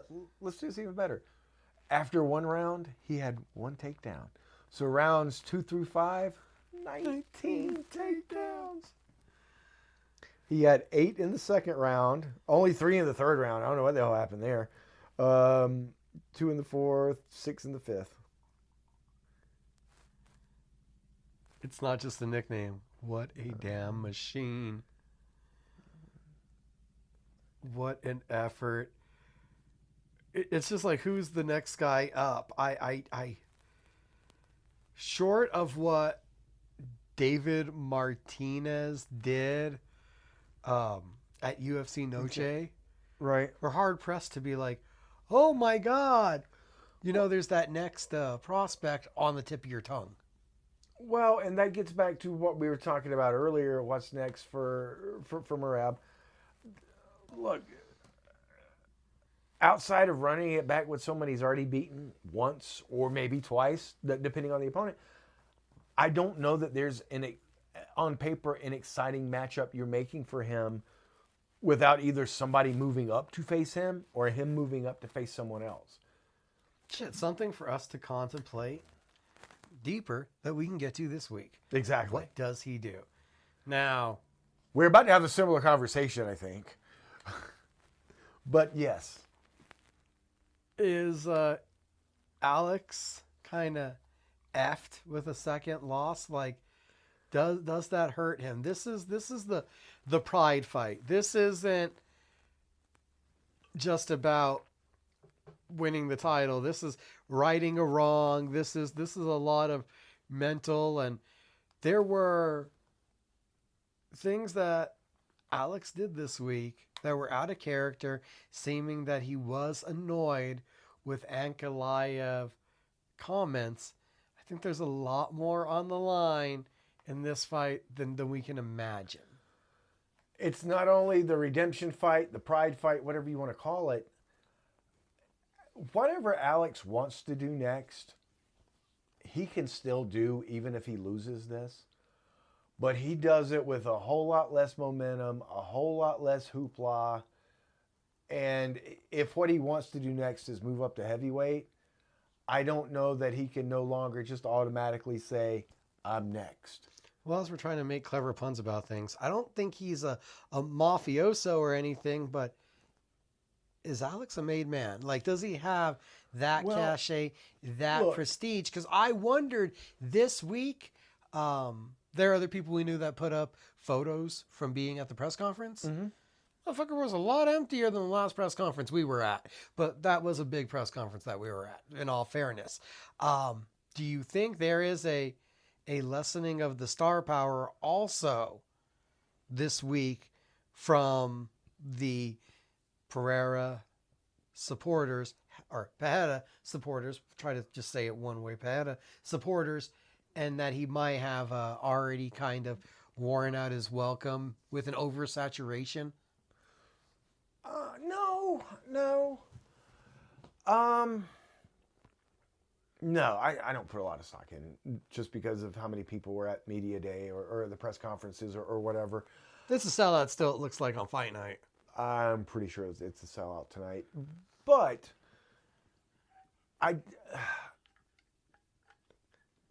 look, if Alex's move win or loses heavyweight, well, let's take it from the standpoint Magomed wins. Alex is like, look, all right, I can't beat this guy, but I've done everything else I want to do at light heavyweight. It's time to test heavyweight, but before I hang it up. And Alex did say it's getting harder to make this weight. Sure. He probably... All right, if the winner of Gane Aspinall is fighting at the White House and it ain't against John Jones, Alex can say, oh, hey, I want to be heavyweight. He's probably getting that fight. No disrespect to anybody else in the division, but they're not getting it over him. The John Jones situation. Dudes that are 7-1 can't even get a third contract on the roster. Right. Unless the UFC just is upset because John didn't take the Aspinall fight originally, retired and unretired a week later, and don't want to reward him by giving him a fight at the White House, he would probably get that, right? But back to your original question, yeah, I think Alex, he doesn't have to win, but gosh, does it help the argument? It does. He's certainly not fighting for the light heavyweight title without someone else, maybe multiple people getting a crack at it first. A heavyweight move would be his only move. I think it's interesting that after losing the first fight, he didn't move up then. That he wanted to try to avenge this. It does make you wonder, despite the weight cut getting more and more difficult, which it will continue to do, if maybe he's not 100% sold on moving. We just assume because he walks around at 235, 40 pounds, whatever, that it's inevitable he's going to move up to heavyweight. Maybe it's not as inevitable as we think it is. Even if he wins this fight, I put the cap on one more in this weight class. It's always the thought of, Olberg is the last name he hasn't fought. Are you really going to run it back a third time with Yuri? At that point, if they offer you Yuri, I think the counter is, what is there for me at heavyweight? I think with a win, even regaining the belt, he's sitting octagon side at 321 and he's calling out the winner. Or he's making sure the winner, presumably Aspinall, but even if it's Ciryl Gane, knows he's there, knows that he sees them, they see him, and that's what you're building towards. And oh, by the way, if you want to bring this back around to John Jones, if John didn't feel like Aspinall was enough of a resume builder or didn't add anything to his legacy, then Aspinall either beating Alex or Alex beating Aspinall Barrera probably looks a little more enticing to John than Aspinall did. And if Aspinall were to beat Alex at that point, after beating Cyril Gane and then presumably going on to beat Alex, if you're John and wouldn't take that fight, then you're never taking that fight. So that's probably what the future is for the heavyweight division. Now, the bigger question would be what happens at light heavyweight at that point after all those hypotheticals. Alex wins and says he's going to move up. I feel like we're in an inevitability that the next light heavyweight title fight after this is Carlos Ulberg, Magomed Ankalaev. Maybe that either for a vacant title, either for a vacant title or a Ankalaev title defense. You may be right. I kind of fail to even think of first. Like in the starchest of possibilities, even a first round knockout from Alex, I don't think Magomed falls so far out of line that we end up with a Yuri Ulberg vacant title fight. But that's the least likely of the possibilities. That still seems realistic. Do you do it and just tell Ankalaev, don't worry, you got winner, but after this fight, these two fights with Alex, hold back. We're going to do Ulberg Yuri for the vacant title, and then the winner of that, you got him. It would be an interesting marketing strategy because quite literally the possibility of Yuri Ulberg is exciting with the counter punching ability of Ulberg, this aggression that we see out of Yuri, the chaos that can happen. That is a fight I think that becomes a lot more intriguing rather than hypothetically if Magomed has a big showing tonight. I think most of us would believe that takedowns are implemented, and then even the Ulberg fight isn't as much fun because I don't know if Ulberg can handle a Dagestani wrestler. What are the chances we look like asses after this fight for spending all this time about what Alex is going to do after he wins? Yeah, that's what I'm saying. And all of us, no, I know. But I mean... Well, and much the same as Merab, I just think there's infinite more possibilities if Alex loses where it's pretty disdain, it's pretty ordained. Yeah. The path from the octagon for Ulberg to get in there is not that far, and what he did earned a title fight unless something crazy happens, and Alex winning would be something crazy happening to upset the apple cart.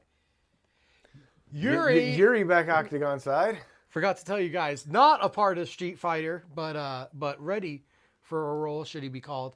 You know what? I'm not actually sure if he is or isn't on the cast. I don't think he is. I think there's just a guy with a beard that looks like him that you're like, wait, why is he not Zangief? I don't know.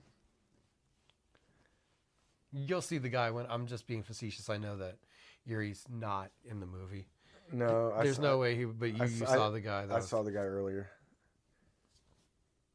If they shave his head a little bit, I think that was him. Yeah. I'm not sure because they're not in the costume. Yeah. Yeah, Zangief. Exactly who I thought he might be. Yeah. Carlos Ulberg there. Got to believe if you check out MMA social media, you'll be seeing some headlines from him tonight. He's probably the feature fighter taken to the back to make some comments. Yeah. If you're Ulberg, are you like, all right, I really would like Alex to win here because there's no way they're doing Alex Yuri 3. Debates ended, I'm next. But damn, then I got to fight Alex. Or you're like, look, it's going to be me no matter what. I like my chances against Ankalaev better. As much as I like the Alex plus money, and as much as earlier we were like, you got to take the plus money. Yeah. Knockouts on both sides are plus money, and those are both tempting bets too. I know you can't do those in a parlay; they would cancel each other out. But right.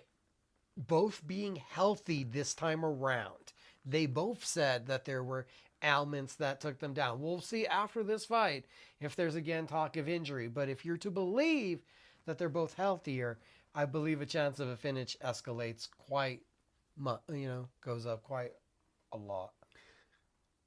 If you made Alex step on the scale right now before the bell rings, how far from the heavyweight limit is he?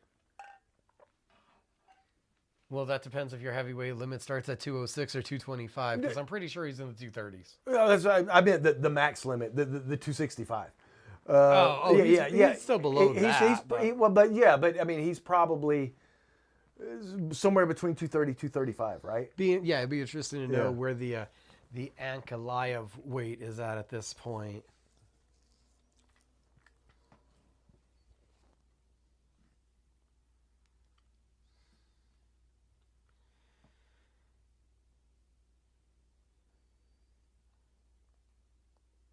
You get the feeling Ankalaev is going to be celebrating for a fortnight with a win in Gettysburg. He likes a stout, like one of those Vikings almost. His favorite bed is made out of wood. Probably going to go to. Oh damn! This is where I wish I'd paid better attention in history class. The theater Lincoln got shot in. Was that Ford's Theater? I've been there and I can't remember the name of it. You just know that he's never told a lie at Gettysburg. Well, no, that was George Washington. That I cannot tell a lie. Oh, okay. I thought that was Honest Abe. Right, but he was Honest Abe. So I mean, that was when George Washington chopped down the cherry tree. His dad asked him, "Hey, Father, I cannot tell a lie. I chopped down that cherry tree, made a sweet ass pie with it." Sorry, I got sidetracked. Confidence coming out of the eyes of Magomed. Focus out of the face of Pereira. Yes. Oh, for sure, for sure.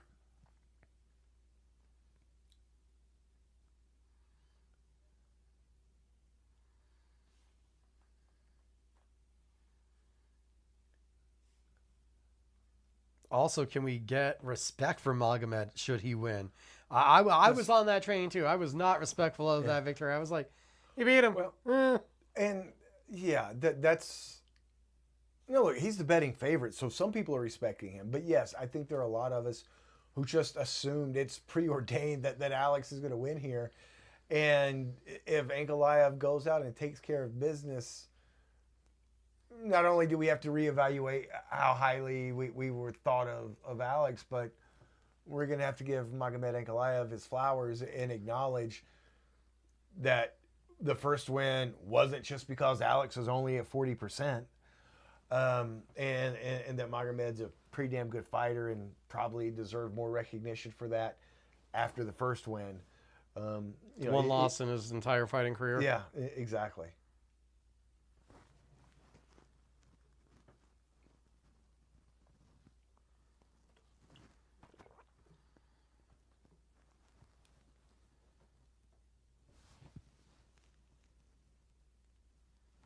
So you're still riding with Alex? Yep.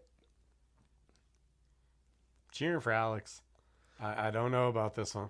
This stylistically, and the Southpaws give him trouble. There's a quite a few factors. The youth, hopefully the health makes up for a lot of these things. Does it feel like?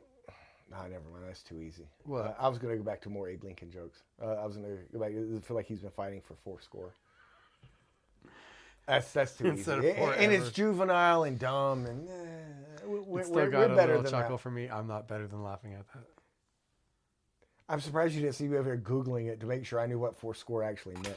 A score, for those wondering at home, because we use that so much in today's conversation. It's 20 years, so 4 score is 80 years. So when Abe Lincoln said 4 score and 7 years ago, 87 years, and here we are, round 1.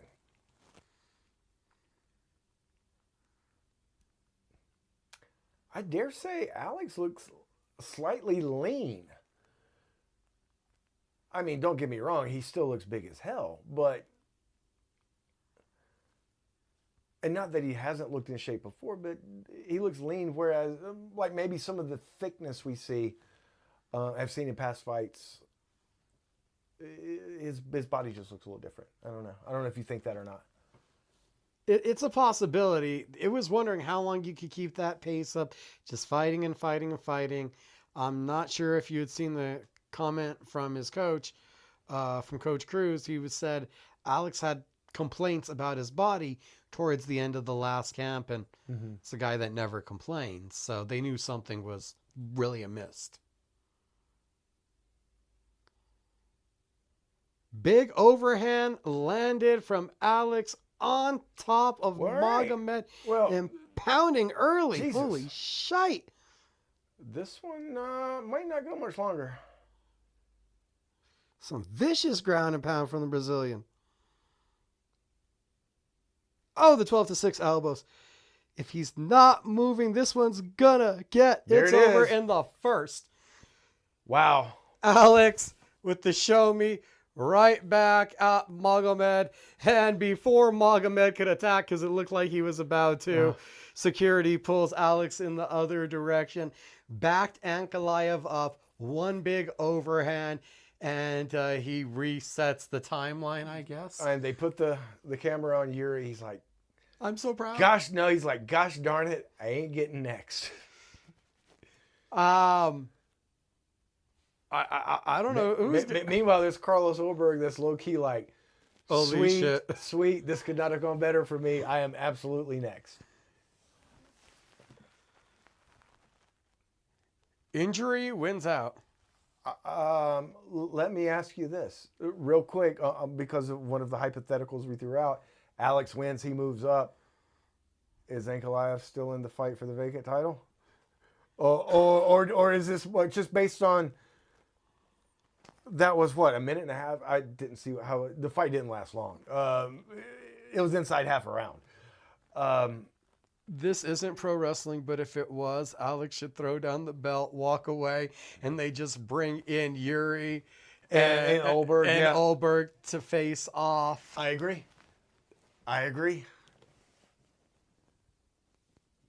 That's just straight ridiculous. Not just a 2-division champion, but the percentage of UFC champions. Oh, did he hurt his foot again? I believe he's popping a toe back into place, Micah. I hope they take the camera off of that. Big overhand right on the ear. Oh, yeah. Oh, Magomed in all kinds of trouble just right away. Alex goes and gets after it. And there's the rubber legs holding on for dear life and then just getting overwhelmed. And bless the commissions for legalizing 12-6 elbows, which they always should have. I don't believe that's what Ankalaev's thinking right about there. He's like, damn them. But yeah, that was as dominating a performance as you're going to see. And I think that was another thing with the first fight. That's how most people thought the first fight was going to go. Maybe not inside of 2.5 minutes, but dominating before. Look, if we're being honest, the first fight was darn near lackluster. Now, again, knowing what we know now, it's a little more understandable, but did this take any bad taste you had in your mouth out of the first one, from the first one? Did this take that taste out of your mouth? I think that we all bow at the altar of Pereira once again, that he is our ruler and follower of the UFC. We now are back at his throne. I think that answers the conversation. Is trilogy a possibility? They're not now. It can't be, can it? Oh, he and you're talking about these two. I don't know, man. If Alex stays at light heavyweight, maybe in a fight or two. But I mean, this was Ankalaev's first title, so he didn't have a successful title defense. When you've got Ulberg there, I don't see it. If your choices were Yuri or doing a third fight, maybe you do a third fight. So, but yeah, to answer your question, Mike, I think I would have to say no. Hopefully I don't get in trouble trying to raise up the volume a little bit. Interested to see if we can hear if Alex is going to call anybody out right now. If he is just the returning king. And oh yeah, I told you we like the knockout bet. Wow. Man. That was If you've learned nothing else tonight, whenever Alex is a betting underdog, take that. Take it. Chama. Yep. That was a dominant performance. That was just ridiculous to consider the way the first fight played out, how close it was, And to be honest, we saw some pretty spectacular performances with Alex defending against Yuri, defending against Jamal. I don't think we've seen one punch that early in the fight from Alex that's hurt somebody, because that was like the first real punch he landed.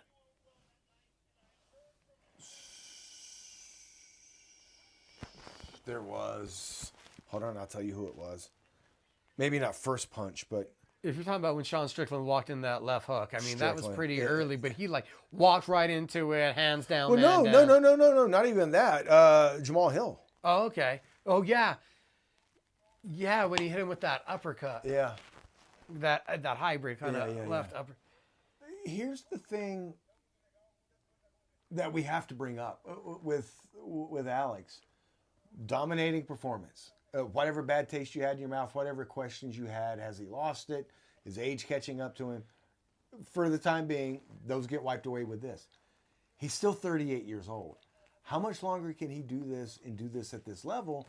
And does that play into whether or not he decides to move up to heavyweight, or he's going to finish out his career making this weight cut that, as he says, gets harder and harder?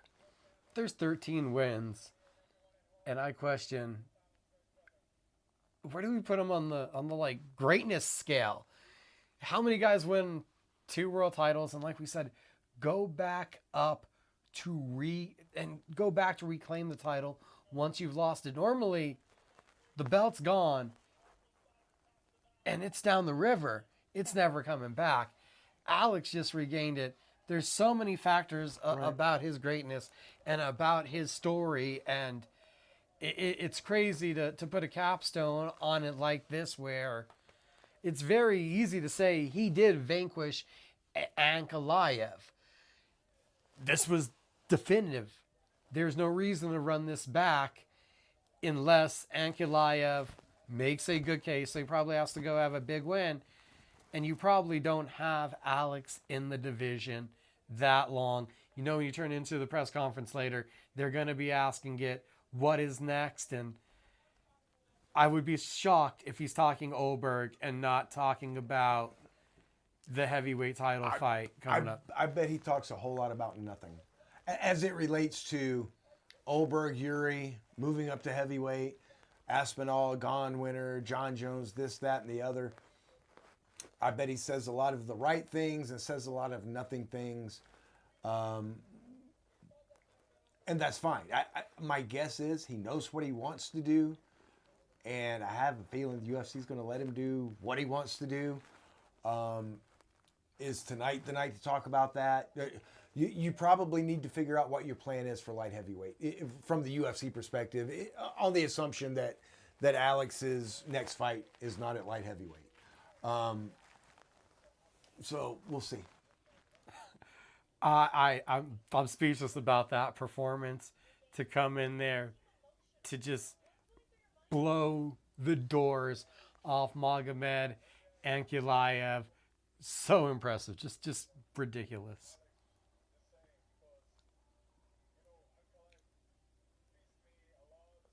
And right away, jumping on with the Brazilian commentary team. That's nice. Oh yeah. Well, man, meanwhile, we're interviewing Yuri there in the back with Megan O'Leary. There's no way he's not the biggest loser tonight, even with the win, unless Alex is saying, I wanted to win this back, but I'm going to heavyweight. I will not be defending this belt, because you're not, one of the conversation pieces coming in, can the winner of Yuri and Roundtree leapfrog Carlos Oberg to be next in line for the winner of this? We've been there with Yuri and Alex twice now. That's over. Alex has a 2-0 lead in that series. And I think those are 2 of the 4 knockout losses in Yuri's life.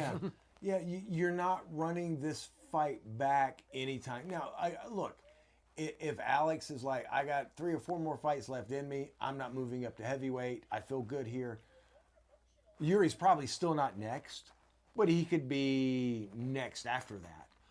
At some point, you could, if Yuri keeps winning, if nobody leapfrogs him in the rankings, at some point you may be in a situation. We have seen third fights in a trilogy where one guy is up 2-0. So maybe it happens then, but if Alex is staying at light heavyweight, it is not happening anytime soon. There's no way Alex ends his career without going up to heavyweight. I agree. And at 38 years old, I don't think he's going to fight forever. I don't think he's going to keep going into his 40s.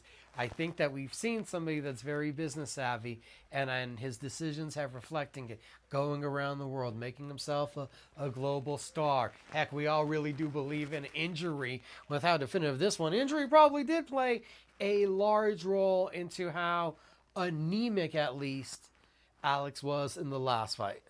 And it's just mind-blowing. Well look, it's either, you go back to the first fight, it's either one of two things.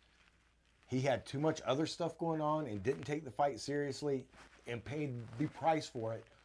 Or, yeah, it was injuries. It was other stuff. I was not 100%. I could not do what I wanted to do. I didn't want to cancel the fight, so I went out there anyway. But this is the way you answer questions about where you're at 38 years of age.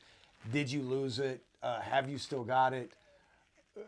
There's no way you can go back and rewatch this fight and not say, yep, whatever happened the first fight was a blip. That was not Alex. What we saw tonight was Alex. This is the guy we've seen at such a high level these last few years. UFC 320 is in the books. We're going to have more watch-alongs. Promise to have the guests, whole cast of characters coming through as we do this more. We're going to work out those earlier audio issues so you can hear us from the very get-go. If you enjoyed the last part of this when you could hear us, if you could have heard the first part, we were on fire. It was phenomenal. Oh my God. Or it sucked. Depends how you felt about it. Exactly. If you could have heard it. You couldn't hear it, so it doesn't matter great. either way. CageMinds.com for all the results. And of course, this Tuesday, MMA After Hours will drop, and Wednesday, Pro Wrestling After Hours, like you hear us each week. Again, thanks for watching. Figure out how to turn this off now, too. Yeah, don't overcompensate for the audio not working at the start and just leave the audio on for 45 minutes while we sit here and say stuff we don't want anybody else to hear.